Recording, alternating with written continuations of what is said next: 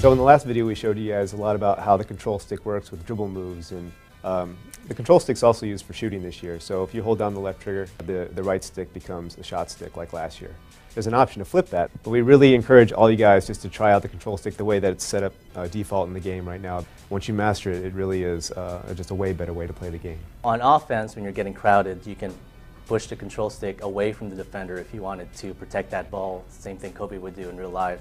If you push the control stick towards the defender, you can kind of give the defender a little nudge, create that space, something that Paul Pierce would normally do in game. There's a bunch of things that people really didn't like with 2K12. Speed was one thing.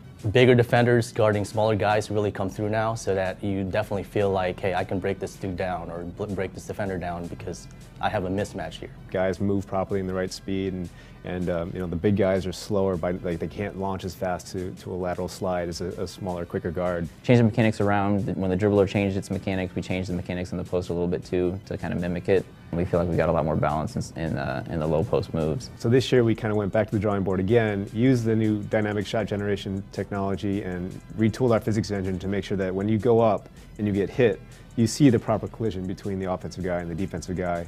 And the cool thing about it is when you get into the air or as you're landing, you'll always see something different when you attack the basket. So you'll see guys, you know, go up strong. You might get clobbered by a blocker, come down, wipe out. You'll see a lot more contact dunks, a lot more falls, a lot more cool stuff, you know, in the air. You know, if it's a really hard hit, he'll grab his head like, oh, he's hurt, or he'll grab his limb. He might get, you know, he'll be out of the play for a little bit. So there's all kinds of interactions and all kinds of different sequences that can play out. One of the big complaints was going on a fast break and always throwing the ball to that last defender, even though you had 3 wide open guys. And so we figured out a bunch of ways of getting bounce passes into the game. You guys are really going to enjoy the game this year. 2K13 is our best game yet. Mates with the Gasol. Oh! Call it hang time and bang time.